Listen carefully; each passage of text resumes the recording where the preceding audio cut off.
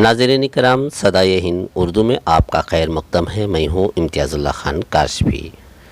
15 اگست یوم آزادی کے موقع پر اسکوٹے کے مکہ مسجد خطیب و امام حضرت مولانا شائق ندوی نے حقوق انسانی کے طور پر اپنا ایک بیان جاری کیا۔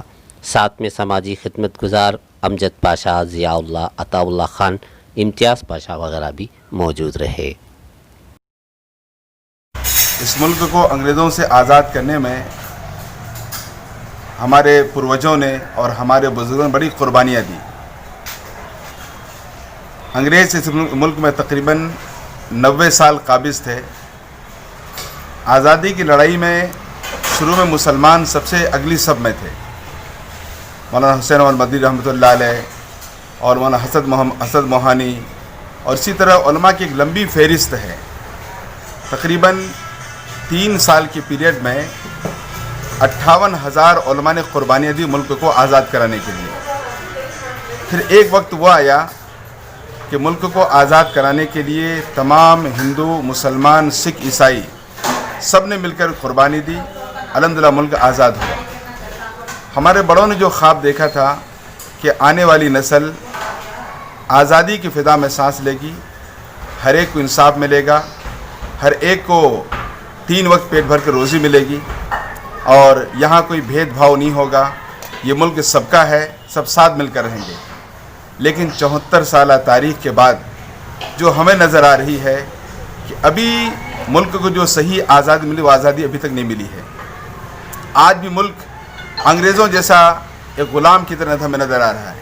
یہاں پر انسانوں کو کھلی آزادی نہیں ہے بولنے پر اور اپنی رائے کو ظاہر کرنے پر، اور خاص طور سے اس وقت جو موجودہ صورتحال ہے 2020 میں پورا ملک جو ہے ایک پریشانی کے شکار ہے۔ خاص طور سے سیاسی طور پر لوگ اتنے پریشان ہیں اس کی کوئی حد نہیں۔ بے روزگاری بہت زیادہ بڑھ گئی ہے، کاروبار نہیں ہے، لوگ ہر طرح پریشان ہیں، اور جتنے بھی شعبے جات ہیں ایک ایک کر کے سب کو مٹایا جا رہا ہے۔ تو ایسے موقع پر ہم تمام دیش واسیوں کو پیغام دینا چاہتے ہیں کہ اگرچہ ہمارا ملک انگریزوں سے آزاد ضرور ہوا ہے، لیکن آج بھی اس ملک کے باشندوں کو ایک اور لڑائی لڑنی آزادی کی، جہاں ہر ایک کو کھلی فضا میں جینے کا حق ہو، یہاں کوئی بھید بھاؤ نہ ہو، کوئی ذات پات نہ ہو، ہر ایک کو جینے کا حق ملے۔ اس کے لیے انشاءاللہ ہم سب کو لڑنا ہے۔